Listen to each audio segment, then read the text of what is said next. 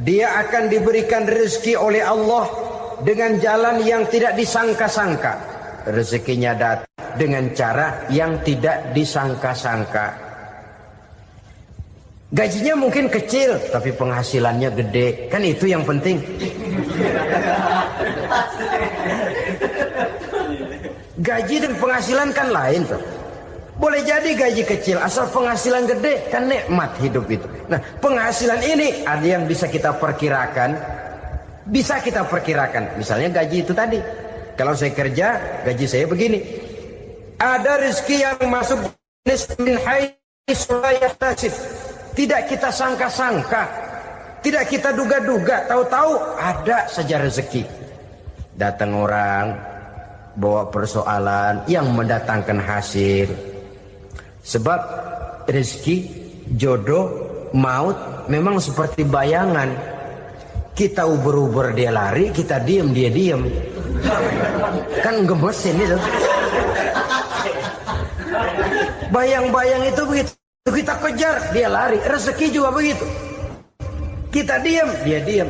Setengah mati yang namanya rezeki kita cari, kita uber. Ngobek sampai ratusan bohong kita kerjain.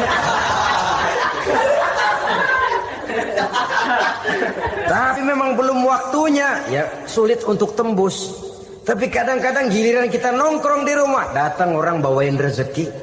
Itulah yang namanya rezeki. Tapi ini untuk orang yang bertakwa. Kalau tidak punya kredibilitas takwa, jangan lalu pakai ayat ini. Diberikan Allah dengan rezeki dengan jalan yang tidak disangka. Kan ada ayatnya dah. Kita mah manteng aja di rumah dah. Ntar juga tuh rezeki datang. Ini fasilitas yang diberikan kepada orang yang wa may yattaqillah, bertakwa kepada Allah, yarzuqhu min haitsu la yahtasib, diberikan rezeki dengan cara yang tidak disangka-sangkanya. Maka kadar ketakwaan jangan membuat kita buruk sangka. Tuh orang ya nggak kemana-mana, duitnya ada aja. Kalau dia takwa, Allah berikan jalan keluar. Yang lantas ngelihat kiai orangnya ahli ibadah, ilmunya tinggi, akhlaknya luar biasa, takwanya tinggi, rezekinya lancar, lalu husnuzon nih kiai nggak kemana-mana, duitnya banyak, miara tuyul kali ini. Itu termasuk jaminan Allah yang masuk kategori min haitsu la yahtasib. Yang ketiga, yaj'al lahu min amrihi yusra, dimudahkan segala urusannya. Dimudahkan segala urusannya. Kemudian yang keempat, yukaffir anhu sayyiatihi wa yu'azzim lahu ajra, diampuni segala kesalahannya dan dibesarkan pahala kebaikan yang dikerjakannya. Al-Quranul Karim memberikan tuntunan dan ajaran kepada kita bahwa orang-orang yang memperoleh kemenangan itu tidak lain adalah orang-orang yang bertakwa. Hanyalah mereka yang bertakwa kepada Allah Subhanahu wa ta'ala pada akhirnya akan tampil sebagai pemenang. Lalu siapa orang yang bertakwa itu? Dijelaskan dalam awal-awal Al-Baqarah. Orang yang bertakwa yang akan meraih kemenangan, pertama, allazina yu'minuna bil ghaib, yaitu orang-orang yang beriman kepada yang gaib.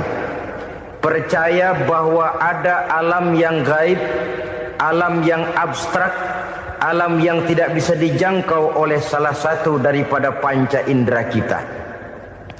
Mereka percaya dan beriman kepada adanya malaikat, beriman kepada adanya iblis dan jin, beriman kepada adanya alam kubur, beriman kepada adanya alam mahsyar, beriman kepada adanya alam akhirat, beriman kepada adanya surga dan neraka. Beriman bukan cuma sekedar beriman dalam ucapan bibir saja, tetapi beriman yang nilai iman itu mampu mewarnai gerak dan gaya hidupnya. Iman yang meresap sampai ke tulang sumsum, kemudian memberikan dampak positif di dalam kehidupan manusia. Alam, kita tahu, adalah sesuatu yang selain Allah, dan Allah bukanlah alam. Apapun namanya selain daripada Allah, itu adalah alam. Alam pada hakikatnya terbagi menjadi dua. Ada alam syahadah, alam nyata, alam konkret, alam yang bisa dijangkau oleh salah satu indera kita. Kemudian ada alam ghaib, alam yang tidak bisa dijangkau oleh panca indera kita, alam metafisika, alam abstrak, alam yang wajib kita imani keberadaannya. Kita percaya bahwa malaikat itu ada. Kita percaya kepada jin, bahwa jin itu ada. Kita percaya kepada adanya iblis dan setan. Bukan percaya kepada iblis dan setannya, percaya bahwa iblis dan setan itu ada. Itu termasuk salah satu daripada sifat orang yang bertakwa kepada Allah. Saudara-saudara kaum muslimin rahimakumullah, kecenderungan pembangunan yang lebih bersifat materialistis biasanya menggeser aspek kehidupan rohani. Orang berpikir empiri, dan dalam pola pikir yang demikian maka alam gaib tidak lagi mendapat perhatian. Aspek kehidupan yang bersifat rohaniah malah mulai ditinggalkan. Akibatnya terjadilah kepincangan di dalam kehidupan kita. Pernah ada satu pengalaman pribadi dalam perjalanan kembali ke tanah air. Dalam pesawat di sebelah kanan saya duduklah seorang Jerman namanya Heiner Simonsen. Iseng saya ajak kenalan, saya ajak ngobrol, saya tanya dia. Saya bilang, Mas Heiner ini, kalau pesawat yang kita tumpangi ini jatuh ke bawah, kira-kira apa yang bakal terjadi, Mas? Dia bilang, kita semua akan mati. Begitu? Iya. Oke. Apa itu mati? Tanya saya. Dia bilang, untuk tahu apa itu mati, kita harus tahu lebih dahulu apa itu hidup. Saya pikir nih bule bisa ngomong juga. Baiklah kata saya. Apa hidup menurut Anda itu? Oh, hidup itu dia bilang, kalau seluruh anggota badan kita bekerja secara normal, paru-paru memompa darah secara normal, jantung berdetak secara normal, sel-sel tubuh bekerja secara fit, dan organisme tubuh hanya mau bekerja secara normal, dia bilang, kalau kita memberi makan yang cukup, menu yang teratur, dan gizi yang lengkap. Saya bilang, kesimpulannya apa, Ner? Dia jawab, hidup adalah dari tangan ke mulut. Life is from the hand to the mouth, kata dia. Hidup adalah dari tangan ke mulut. Jadi masalah hidup tidak lebih daripada masalah isi perut. Orang pergi pagi, pulang sore, peras keringat, banting tulang, perut yang dibelain. Saya bilang, you are wrong. Sampean salah, Ner. Kamu orang Islam bukan? Bukan. Pantas. Kenapa saya salah? Dia bilang, ya jelas salah. Salahnya di mana? Kamu ini manusia. Kalau hidup cuma dari tangan ke mulut, saya bilang, kambing di kampung saya juga begitu pikirannya, Ner. Itu kambing di kampung saya, asal perutnya kenyang, sudah hidup dia. Perkara besok bagaimana, lusa prospeknya macam mana, bulan depan ada apa, kambing nggak pernah mikir. Di kampung saya kambing juga pikirannya begitu. Kamu Kristen ya? Tadinya. Loh kok tadinya, lalu apa sekarang kamu ini? Dia bilang, sekarang saya netral. Saya tidak beragama, tapi saya percaya kepada Tuhan sebagai pencipta alam. Saya ingat benar dia bilang, I haven't any religious, but I believe to God as the creator of the world. Kenapa bisa netral begitu, Ner? Habis saya bingung katanya. Islam bilang Islam baik, Kristen bilang Kristen baik, Hindu Buddha bilang Hindu Buddha baik, semua agama baik. Saya netral sekalian, nggak beragama. Yang penting saya percaya kepada Tuhan. Saya bilang, Ner, kamu ini kayak orang mau beli celana, lalu bingung, yang satu bilang Levi's bagus, yang satu bilang Blue Jean hebat, yang satu bilang Wool England hebat. Celana ini hebat, celana itu bagus, celana ini hebat. Semua celana bagus, kamu bingung. Akhirnya netral, tidak pakai celana. Itu juga salah. Saya pikir-pikir, kemudian saya melihat bahwa dua pola berpikir Henner ini nampaknya sudah mulai menggejala di lingkungan masyarakat bangsa kita. Disadari atau tidak, secara jujur kita harus berkata, dua pola pemikiran Henner ini mulai berkembang di tengah masyarakat bangsa kita. Pertama, pola pikir materialisme. Hidup adalah dari tangan ke mulut. Masalah hidup tidak lebih masalah isi perut. Itu yang perlu dibela, dan disitulah arti kehidupan. Pergi pagi, pulang sore, peras keringat, banting tulang untuk mempertahankan perut. Kalau sudah kemari cara orang berpikir, maka buat apa percaya kepada yang gaib? Untuk apa sholat? Untuk apa puasa? Untuk apa zakat? Untuk apa menghadiri majelis taklim? Tanpa kepercayaan kepada yang gaib, hidup berjalan menurut alur empiris dan materialis. Kalau sudah ke sana cara orang berpikir, biasanya orang lalu cenderung menghalalkan segala cara. Hanyalah orang yang percaya bahwa akhirat ada. Hanyalah orang yang percaya bahwa alam kubur itu ada. Hanyalah orang yang percaya bahwa malaikat itu ada, hidupnya akan lebih terarah dan terkendali. Karena kepercayaan kepada yang gaib, yang merupakan fase daripada kehidupan setelah hidup yang sekarang ini, mewarnai gerak pribadi seseorang di dalam dia melakukan kegiatan hidupnya. Pola berpikir materialisme, disadari atau tidak, mulai menggejala di lingkungan masyarakat bangsa kita. Hidup tidak lebih dari urusan tangan ke mulut, mulut ke tangan, tangan ke mulut. Asal perut sudah kenyang, hiduplah sudah.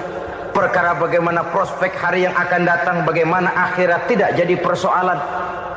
Ini yang oleh Nabi diperingatkan, ad-dunya sijnul mu'min wa jannatul kafir. Dunia adalah penjara bagi orang beriman dan surga bagi orang kafir. Dulu di zaman Belanda hadis ini pernah disalah tafsirkan, disalah artikan, digunakan sebagai senjata untuk mengkebiri dan membuat impoten umat Islam. Sudahlah umat Islam gak usah macam-macam, kata Belanda. Dunia ini kan penjara buat orang Islam, surga buat orang kafir. Di penjara jangan bertingkah.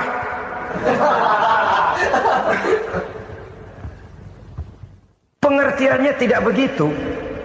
Dunia adalah penjara bagi orang mukmin. Artinya dalam kehidupan dunia seorang mukmin tidak bebas memperturutkan hawa nafsunya. Di penjara hawa nafsunya itu. Sebaliknya surga bagi orang-orang kafir. Buat orang kafir surgalah dunia ini. Mereka bebas memperturutkan hawa nafsunya. Dilarang tidak terlarang, dicegah pun tidak tercegah. Mereka hidup menurut alur bisikan nafsu mereka sendiri. Kemudian bila ajal datang, maut merenggut nyawa, selesailah surganya sampai di situ. Maka bagi orang-orang yang tidak percaya kepada adanya akhirat, kepada adanya alam gaib, surganya sebatas umurnya. Sekali lagi, surganya sebatas umurnya. Bila umur selesai, ajal pun datang merenggut nyawa, selesailah sudah surganya sampai di situ. Alangkah pendeknya perjalanan orang-orang yang tidak percaya kepada alam gaib ini. Bagi kita mukmin, jikalau kita mampu memenjarakan hawa nafsu, kita bisa bahagia di dunia ini. Dan Islam memang tidak menyuruh kita sengsara di dunia. Raih dunia, kejar dunia, gapai dunia sebagai alat untuk mencapai kebahagiaan di akhirat nanti. Hidup adalah satu perjalanan panjang yang terbentang sejak kita terlahir dari alam rahim sampai kepada alam akhirat nanti. Andai kata kita gagal meraih kebahagiaan di dunia, toh kita masih punya akhirat. Tapi jangan jadi dalil yang melemahkan semangat. Biarin dah kita di dunia kebelangsak, yang penting akhirat. akhirnya dunia benar-benar kebelangsang. Bagaimana dunia ini bisa kita raih, dan bagaimana meraih dunia untuk menunjang kepentingan akhirat nanti. Yang kedua, dari pikiran Heiner yang saya lihat menggejala di lingkungan masyarakat bangsa kita, timbulnya manusia-manusia netral, seolah-olah Tuhan yes, agama no, sama Tuhan percaya, agama ogah. Tuhan ngangguk, giliran agama godeng. Padahal hampir dalam setiap ayat dalam Quran, kata-kata amanu biasanya bergandeng dengan wa amilus sholihat, iman dan amal soleh. Ini sebagai isyarat Tuhan dan agama jangan pernah dipisah-pisah. Apabila kita bertuhan, maka kita harus beragama. Apabila kita beragama, maka agama itu harus bersumberkan dari Tuhan yang kita imani itu. Tidak mungkin kita pisah, Tuhan yes, agama no. Sama Tuhan percaya tapi agama bikin sendiri. Sembayangnya cukup bengong 2 jam madep ngulon.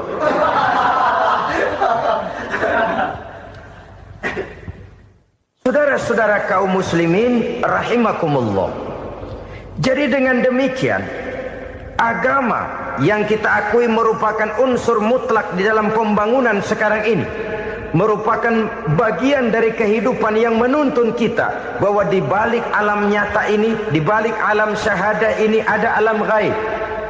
Dan mudabbir, murabbi, yang mengatur, yang menguasai, yang memelihara baik dia alam nyata, baik dia alam gaib, tidak lain adalah Allah Subhanahu wa taala. Di sana ada satu super power, satu maha kekuatan yang kita perlu bersandar kepadanya. Sebagai makhluk nyata yang hidup di alam nyata, berbuatlah secara nyata sebagaimana harusnya kita berbuat. Karena Islam jelas bukan agamanya orang pemalas. Islam jelas bukan agamanya orang yang mengajarkan setelah selesai sholat boleh duduk, nggelenggem ayam-ayam, ndelohom, menghitung bintang di langit sambil menunggu keajaiban. Tidak.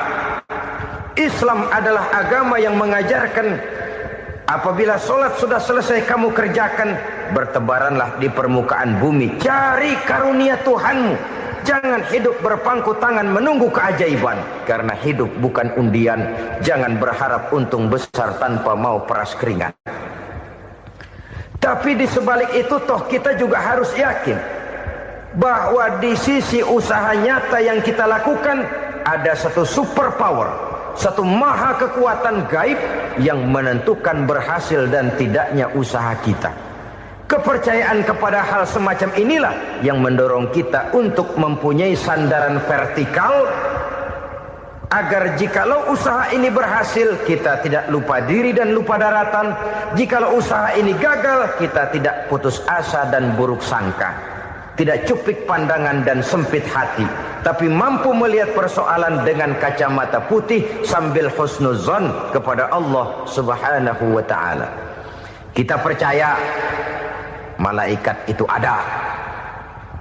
Ada yang namanya raqib dan atid, mengawasi gerak hidup kita sampai kepada gerak hati kita. Ini memberikan sugesti agar kita berhati-hati, tidak sejengkal tanah pun kita bisa berlindung dari pengawasan raqib dan atid. Ada munkar nakir yang akan menyoal kita di alam kubur. Ada malaikat Malik, penjaga neraka. Ada malaikat Ridwan yang menjaga surga. Kita percaya kepada adanya jin, kita percaya kepada adanya setan, iblis. Percaya kepada adanya, bukan mempercayai si setan, si iblis lalu menjadikannya sebagai teman. Tidak. Percaya bahwa mereka itu ada dan merupakan makhluk Allah yang gaib yang diciptakan Allah Azza wa Jalla.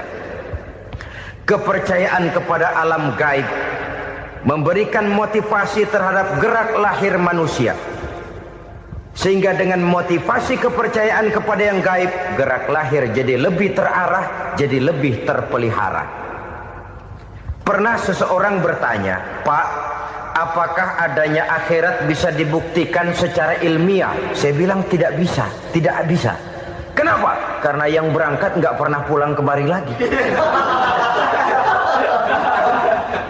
Kalau dia pulang kemari bisa kita tanya bagaimana enak di sono. Cuma secara moral saya katakan, lebih beruntung orang yang percaya kepada akhirat daripada yang tidak. Sekarang saudara percaya akhirat ada, lalu saudara baik-baik di dunia, sholat, puasa, zakat, menolong orang lain, menebarkan kebajikan. Saudara mati, andai kata akhirat tidak ada, toh dalam hidup saudara sudah berbuat baik, paling tidak nama saudara akan dikenang sebagai orang baik. Sebaliknya, saudara percaya, kata saya, bahwa akhirat tidak ada, lalu hidup semau-maunya, tenggelam dalam maksiat dan munkarat, menentang Allah, tidak mau ruku dan sujud. Lalu saudara mati, kemudian akhirat ada, ayo mau apa? Bekal tidak punya. Jadi secara moral lebih beruntung orang yang percaya kepada adanya akhirat daripada yang tidak percaya. Dan itu alam gaib yang tidak bisa dibuktikan secara eksakt. Jangankan untuk membuktikan seperti itu, dalam kehidupan sehari-hari saja yang kita rasakan tidak selalu berbentuk toh. Angin, bagaimana sih bentuknya angin? Kita tidak tahu. Merah, buktinya kalau dikerok merah. Yang merah itu kulit, yang kulit kita bukan anginnya. Sakit, rasa sakit itu ada, tapi bagaimana bentuk sakit kita nggak pernah tahu. Kalau kita makan cabai pedas, bagaimana bentuk pedas itu tidak ada, tapi rasa ada. Bentuk pedas hijau, cabainya bukan pedasnya. Tidak semua yang kita rasakan bisa kita gambarkan dalam bentuk yang konkret. Oleh karena itu, sekali lagi bahwa kepercayaan kepada alam yang gaib mampu memberikan satu sugesti yang menata kehidupan seseorang lebih lurus, lebih terarah, dan lebih terkendali. Maka wajar kalau kepercayaan kepada yang gaib mengantarkan seseorang untuk meraih kemenangan. Kenapa? Dia percaya kepada yang gaib, bahwa akhirat ada, bahwa alam kubur ada, bahwa pertanggungan jawab itu ada. Maka dia lalu tidak hidup saenae udele dewe, itu loh. Tidak hidup menurut seleranya sendiri, terarah, teratur. Ini cirinya yang pertama. Orang bertakwa yang akan meraih kemenangan, mereka beriman, mereka percaya kepada yang gaib. Bahkan hal-hal konkret saja selalu berangkat dari yang gaib. Saudara-saudara, para remaja, para pemuda sekarang ini tidak pernah tahu toh siapa yang akan jadi teman hidup saudara. Kita bisa saja ngerancang, mentargetkan, tapi toh akhirnya yang namanya jodoh bukan kekuasaan kita. Rezeki di luar kemampuan kita. Begitu juga ajal. Maut, jodoh, ajal adalah contoh-contoh konkret bahwa pada akhirnya yang gaiblah yang menentukan. Bertahun-tahun ngelancong, emang jodoh seret, nggak jadi.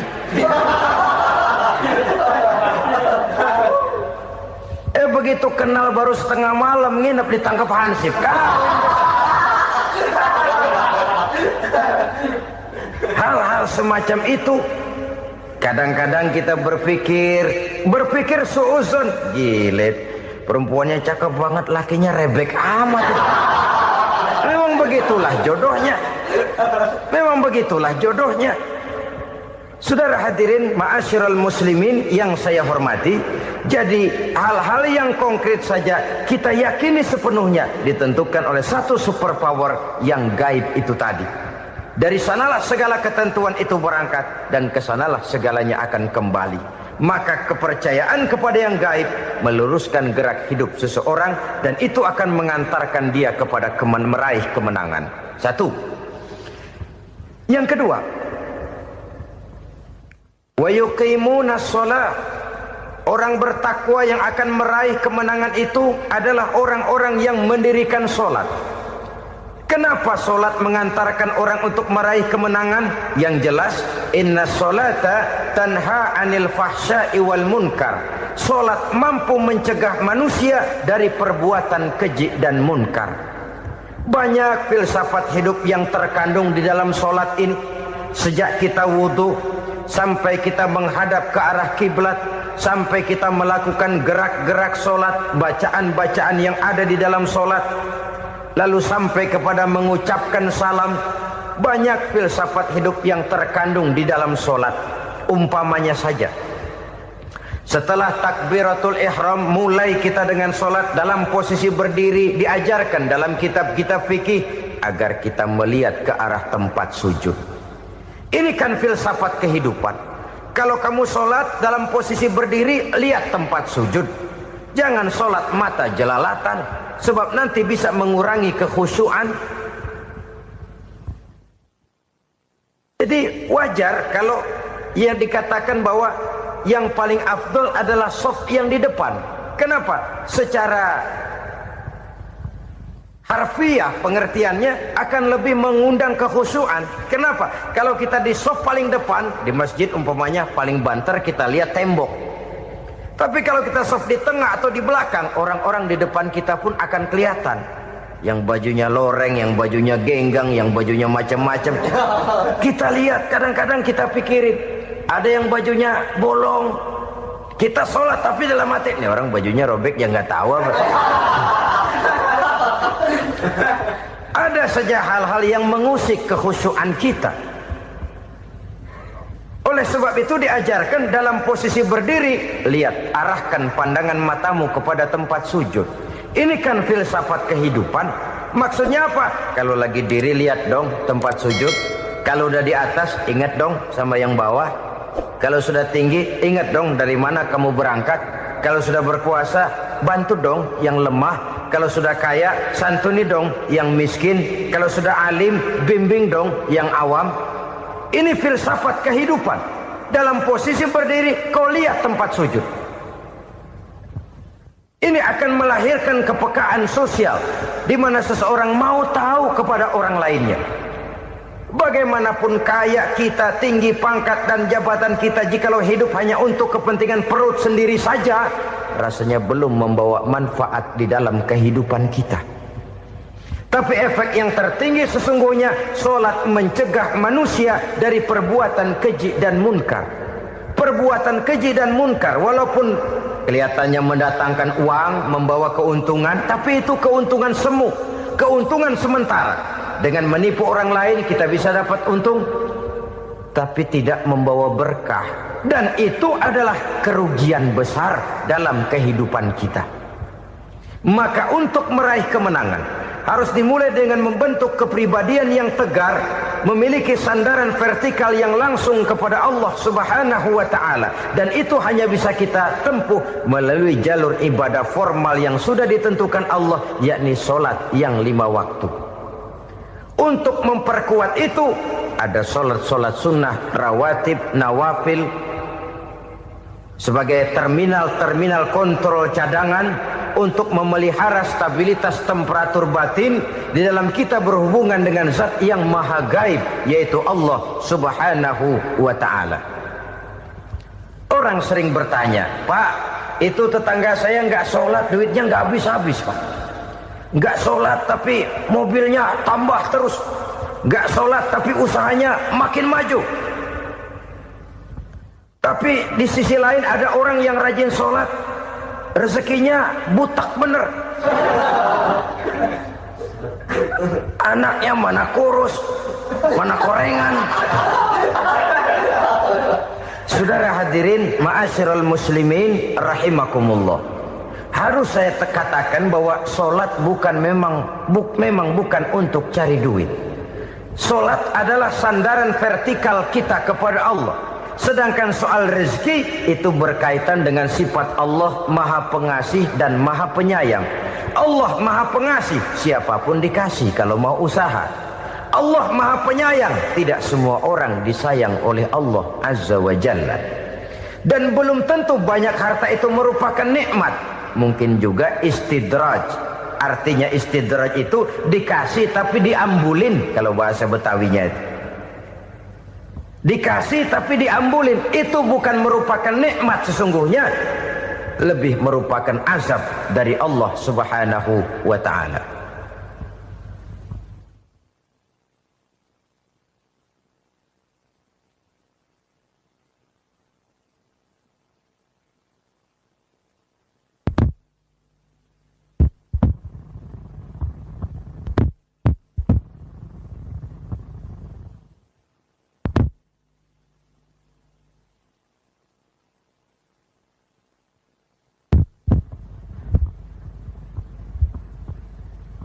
agama, mempunyai sistem sholat.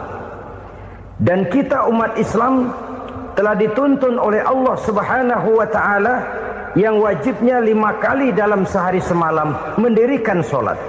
Dan itu tentu berada dalam jangkauan kemampuan manusia. Pada awalnya barangkali kita memang merasa sholat itu satu kewajiban. Tapi semakin kita hayati makna, manfaat dan filsafat yang terkandung di dalam ajaran sholat, semakin sampai kita kepada keyakinan bahwa sholat adalah keperluan kita. Sehingga pada waktu tertentu dinilai puncaknya, kita tidak lagi akan berkata saya wajib sholat, tapi kita akan berkata saya perlu sholat.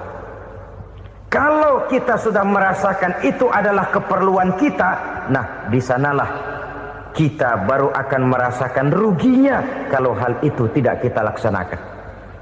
Sepanjang kita masih berkata saya wajib sholat, kita akan lebih merasakan dia sebagai beban ketimbang sebagai keperluan. Yang jelas Allah tidak memerlukan ibadah yang kita laksanakan ini. Dengan kata lain, andai kata satu dunia penuh ini orang tidak ada yang sholat satu pun, Allah tidak akan turun dari jabatan Tuhan. Jangan lalu berpikir kalau kita ngambek se-RW kagak sembahyang Tuhan tekor kali ini ya. Tentu tidak. Itu perlunya kita, bukan perlunya Allah. Dan pada induknya kita akan berkata saya perlu agama. Kalau secara induk kita sudah memerlukan agama, maka konsep-konsep yang ada di dalam ajaran agama itu pun adalah juga merupakan keperluan kita. Baik dia bernama sholat, baik dia bernama puasa, baik dia bernama zakat, baik dia bernama haji, seluruhnya adalah keperluan kita. Dan sesuatu yang kita perlukan apabila tidak kita laksanakan akan melahirkan kerugian di dalam kehidupan. Jangan heran kalau kita membaca riwayat perjalanan hidup para salafus soleh, orang-orang soleh. Ada yang tahajud sampai 100 rakaat, ada yang sholat malam kakinya sampai bengkak. Kita sekalinya bengkak biri-biri. Ada yang sholat membaca surah dalam Al-Quran sampai khotam Quran. Kok mau? Mereka sudah merasakan itu keperluan. Itu saja soalnya. Satu saat pun jikalau kita merasa bahwa itu keperluan saya, kita pun akan melaksanakan seperti itu. Keperluan saya dalam kehidupan. Inilah yang kedua.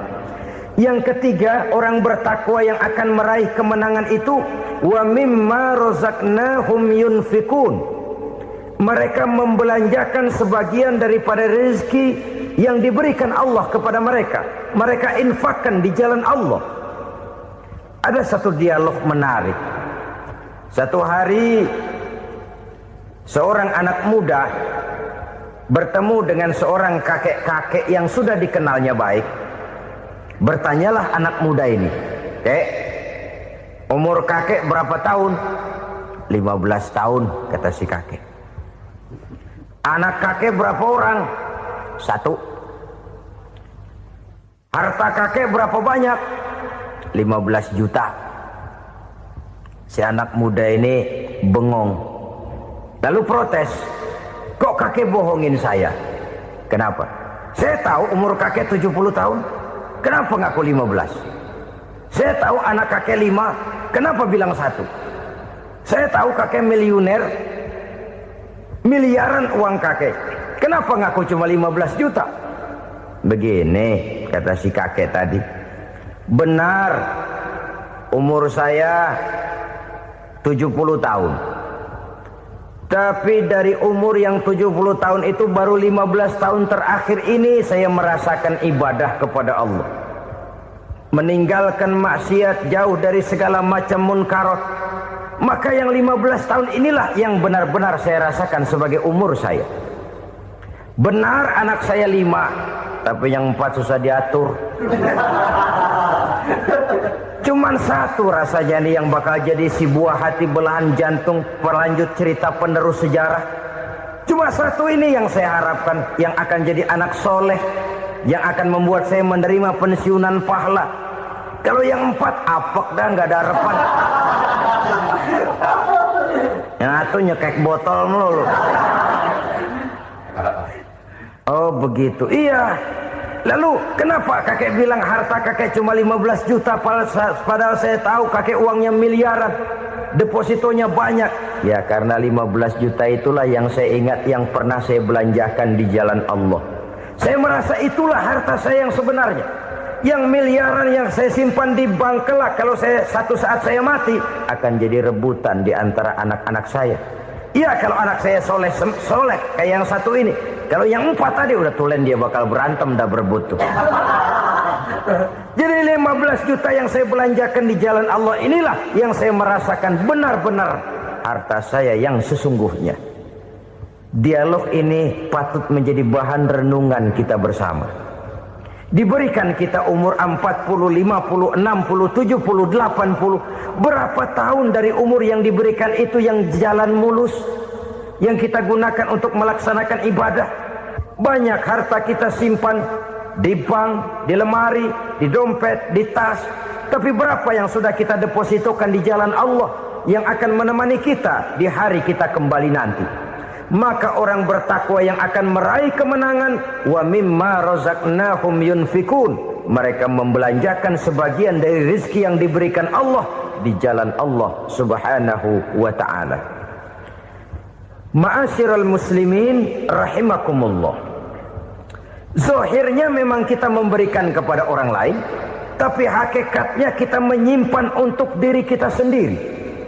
Kita memberikan kepada yatim piatu 25.000. Zahirnya kita memberikan si yatim, hakikatnya kan kita cuma nyimpan. Saya berikan, titip kepadamu, ini untuk saya di akhirat. Kau boleh belikan baju, kau boleh belikan untukmu makan, kau boleh bayarkan sekolahmu. Ini untuk saya. Hakikatnya kita nyumbang masjid 1 juta, zahirnya kita berikan kepada panitia masjid, tapi hakikatnya kan cuma titip 1 juta ya untuk saya di alam kubur nanti. Silahkan kau boleh belikan semen, ini uang, belikan besi, belikan pasir. Saya cuma sekedar titip untuk kepentingan saya. Hakikatnya kita cuma sekedar menitip. Sebagaimanapun pada hakikatnya, apapun yang kita miliki dalam kehidupan kan cuma sekedar hak guna pakai, bukan hak milik mutlak. Harta kita, rumah kita, kendaraan kita, kebun kita, pabrik kita, hak guna pakai saja. Hak milik mutlak cuma untuk Allah Subhanahu wa ta'ala. Saudara-saudara kaum muslimin rahimakumullah. Ini yang ketiga. Kemudian yang keempat, orang-orang bertakwa yang akan meraih kemenangan, allazina yu'minuna bima unzila ilaika. Mereka yang beriman, mereka yang percaya kepada apa yang telah diturunkan kepadamu Muhammad, ay Al-Quran, yakni Al-Quranul Karim.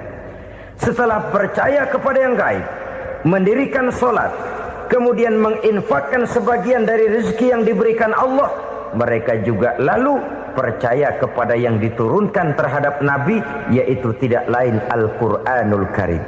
Sekali lagi di sini, percaya bukan hanya sekedar percaya saja, tetapi percaya lalu menjadikan Al-Quran itu sebagai pedoman hidup.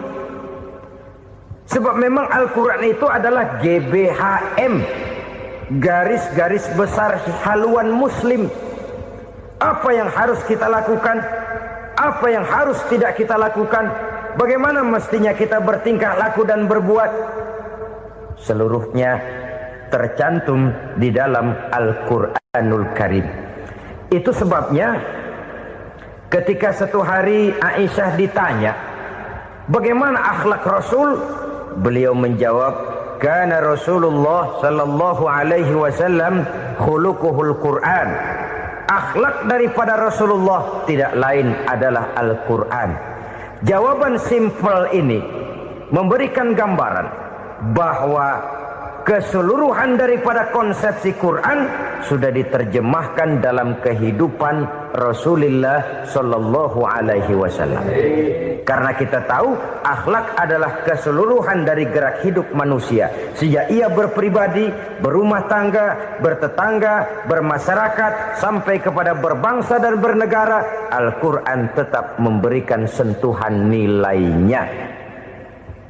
Oleh karenanya, orang-orang yang bertakwa adalah orang-orang yang menjadikan Al-Quran sebagai pedoman dalam kehidupannya. Dan kita yakini Al-Quran diturunkan kepada Nabi Muhammad bukan merupakan produk Nabi Muhammad.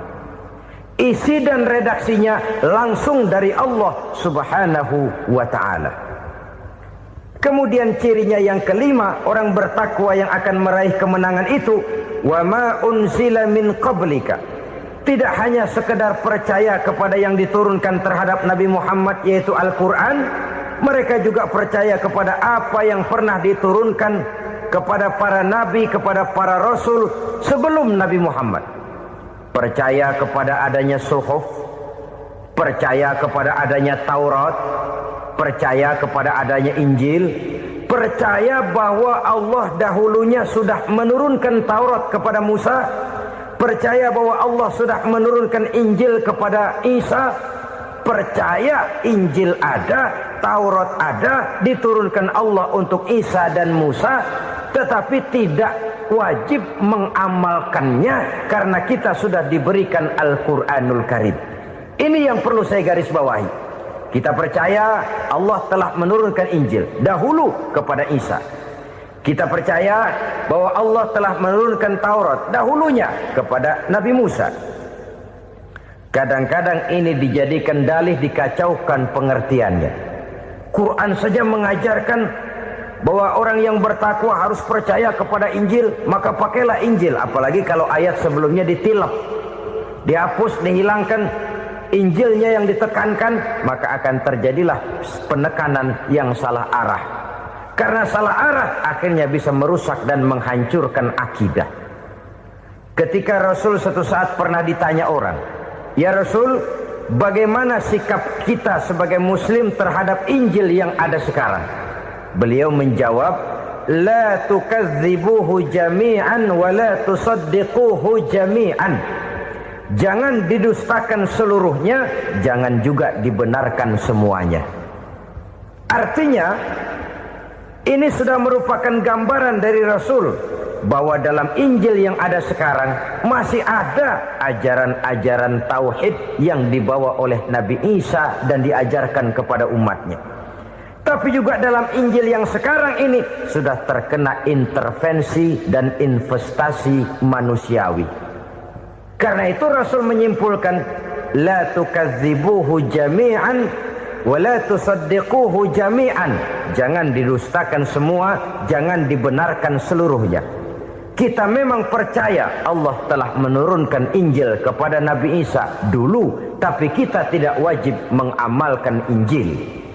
Kita percaya Allah telah menurunkan Taurat kepada Nabi Musa, tapi kita tidak wajib mengamalkan kitab ajaran Taurat. Yang wajib kita percayai dan kita amalkan hanyalah Al-Quranul Karim. Kenapa? Oleh karena baik yang ada di dalam Taurat, baik yang ada di dalam Injil, tentu tercakup di dalam Al-Quran sebagai kitab terakhir yang diturunkan oleh Allah Subhanahu wa ta'ala. Dan itu wajar. Kalau seorang pejabat mau mengeluarkan satu keputusan baru, tentu dia harus meninjau keputusan-keputusan lama. Andai kata dianggap tidak berlaku, dianggap tidak relevan lagi, maka keputusan-keputusan lama itu tentu sudah dianggap tidak berlaku. Sebagian daripada aturan-aturan dalam keputusan lama yang masih dianggap relevan tercantum dalam keputusan baru yang wajib diamalkan. Begitulah hubungannya antara Al-Quran, Taurat, Zabur, dan Injil. 4 kitab samawi yang diturunkan Allah masing-masing kepada Zabur untuk Nabi Daud, Taurat untuk Nabi Musa, dan Injil untuk Nabi Isa alaihi wassalatu wassalam. Ketiga-tiga kitab itu kita percayai adanya. Kita yakini Allah telah menurunkan Zabur, Taurat, dan Injil. Tapi kita tidak wajib mengamalkannya. yang wajib kita mengamalkannya sekarang ini tidak lain hanyalah Al-Quranul Karim saja. Karena ia mencakup apa yang ada di dalam Zabur, apa yang ada di dalam Taurat, dan apa yang ada di dalam Injil. Keotentikannya bisa dipertanggungjawabkan. Ya, tapi kan Nabi Muhammad sudah mati 14 abad yang lalu, dan di zaman beliau Al-Quran kan belum dikodifikasikan, belum ditulis. Bagaimana keotentikannya bisa dipertanggungjawabkan? Mudah saja. Allah berjanji, inna nahnu nazzalna dzikra wa inna lahu lahafizun. Kami yang menurunkan Al-Quran dan kami yang akan menjaga dan memeliharanya. Allah turunkan Quran, Allah menjaganya. Bagaimana cara Allah menjaga Al-Quran itu? Banyaknya orang-orang yang hafaz Al-Quran. Hafaz Al-Quran 30 juz, 114 surah, 6.666 ayat. Sehingga jangankan satu kata, jangankan satu ayat, satu kalimat saja berubah, sudah akan timbul reaksi dan mudah dimengerti. Kenapa?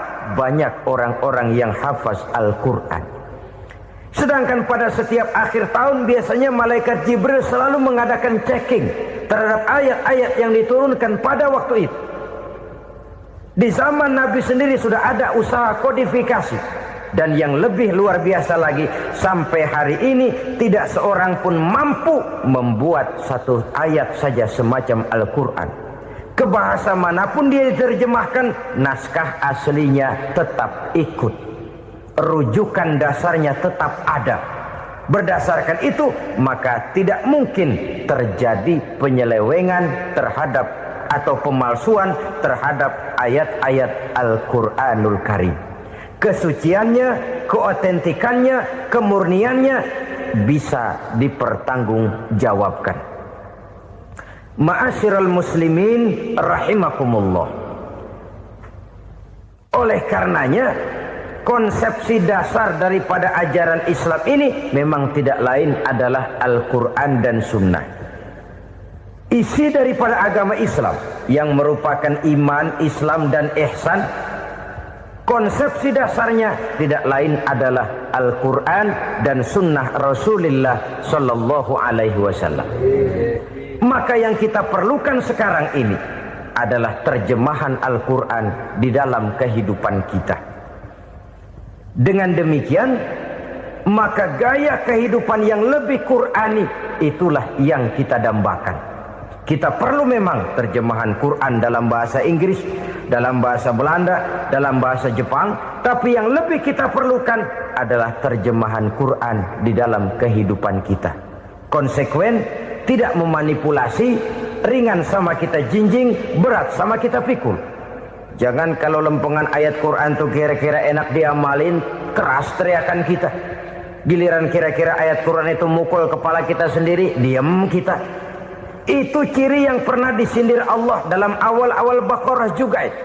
Ciri beragamanya orang yang munafik. Kullama adha'a lahum masyawfih, kata Allah. Wa iza azlama alaihim qamu. Apabila terang mereka jalan, apabila gelap mereka berhenti. Artinya, kalau kira-kira di Islam nguntungin, rame-rame pada teriak Islam. Tapi ketika diminta untuk berjuang, ketika dituntut untuk berkorban, rame-rame mengundurkan diri. Nasib agama tidak ubahnya seperti daun pisang yang dikait orang di tepi jalan lantaran tak berpayung di ketika hari hujan. Manakala hujan usailah sudah, daun itu pun dicampakkan di tepi jalan, diinjak pula orang nan lalu. Artinya, orang menjadikan agama cuma sebagai lipstick, decoration only, tidak konsekuen. Hanya pada saat-saat kelihatannya Islam membawa keuntungan, rame-rame orang teriak-teriak tentang Islam. Tapi jikalau diminta berjuang, jikalau dituntut untuk berkorban, biasanya rame-rame juga mengundurkan diri. Jangan heran kalau mayoritas hitungan kita, tapi minoritas peranan kita. Kuantitas kita dalam jumlah, tapi dalam kualitas kita lebih sering jadi penonton daripada jadi pemain. Padahal itu sangat tidak boleh terjadi. Umat Islam di Indonesia harus bangkit. Umat Islam di Indonesia harus sadar akan keberadaannya. Tidak boleh hanya jadi penonton berpangku tangan, karena memang agama kita juga mengajarkan untuk konsekuen di dalam menjabarkan ajaran-ajaran daripada agama kita. Kita sering jatuh menjadi umat yang lemah oleh karena kita ini tidak pandai menggalang kebersamaan yang diakibatkan tidak konsekuennya kita. Diistilahkan bahwa umat Islam di dalam menggalang kebersamaannya itu harus seperti orang main sepak bola. Saudara-saudara kan tahu orang main sepak bola itu. Orang main sepak bola, kalau pertandingan belum dimulai sih silakan saja kumpul di luar lapangan, atur strategi yang baik. Tapi kalau pertandingan sudah dimulai, turun ke lapangan hijau, jangan kumpul terus. Ada sepak bola gotong royong, mundur-mundur rame-rame, depan ke depan kumpul melulu mainnya. Kalah. Orang main sepak bola itu ya harus ada penyerang tengah, harus ada penjaga gawang, harus ada strikernya, harus ada kiri luarnya, kanan dalamnya yang jadi backnya.